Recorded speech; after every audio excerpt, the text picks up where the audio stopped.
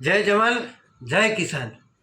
આજે ડાંગેર કૌભાંડ થયું એનું લગભગ 1.5 વર્ષ જેવું થયું। મામલતદારશ્રીએ કેસ કર્યો એના લગભગ 56 દિવસ થયા।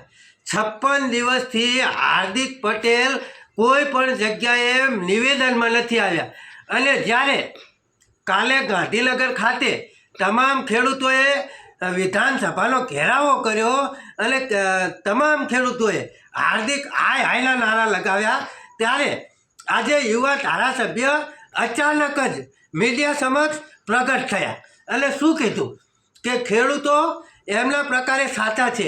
અરે ભાઈ, 1.5 વર્ષથી ખેડૂતો પોતાના પૈસા માટે મહેનત તો કરે છે, તો અત્યારે તમને ખબર પડી કે ખેડૂતો સાચા છે?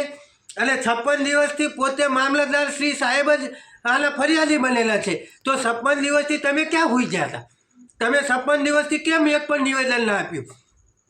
અને જ્યારે કાલે દાદાની સરકાર, આપણા ભાજપ સરકાર એટલે કે મુખ્યમંત્રી દાદાની સરકારે સામે જઈને કાલે ખેડૂતોએ વિરોધ કર્યો અને દાદાએ આ જે તંત્ર હતું એને દાદાએ કીધું કે કોઈ પણ સંજોગોની અંદર સોફિયાન મંડલિકને ગિરફ્તાર કરો અને આની કાયદેસરની કાર્યવાહી કરો। તો આની અંદર તમે યુવા ધારાસભ્ય કઈ જગ્યાએ આવ્યા?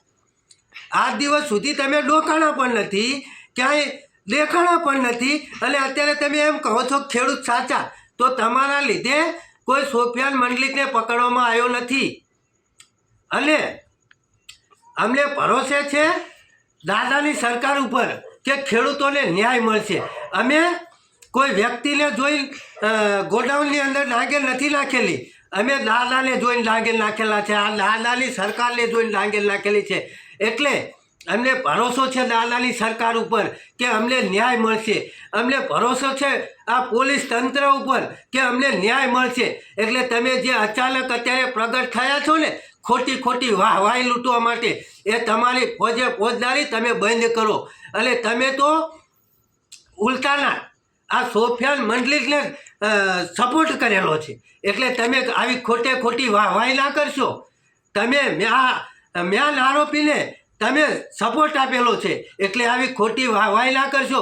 અમે તો વિશ્વાસ કરીએ છીએ માત્ર દાદાની સરકાર ઉપર, માત્ર ભૂપેન્દ્ર પટેલ ઉપર અને આ પોલીસ તંત્ર ઉપર। એટલે આવી ખોટી વાહવાઈ કરવા માટે સોશિયલ મીડિયામાં ના આવશો, તમને મહેરબાની કરી અને તમને વિનંતી કરીએ છીએ અને જાહેરમાં તમને આ કહીએ છીએ। બાકી આની મજા સારી નહીં આવે। અત્યાર સુધી 1.5 વર્ષથી તમે ક્યાં ગાયબ હતા? 56 દિવસ કેસ થયા એના થયા તોય તમે દેખાણા નહીં। એટલે આવી ખોટી વાહવાઈ તમે બંધ કરો। જય જવાન જય કિસાન।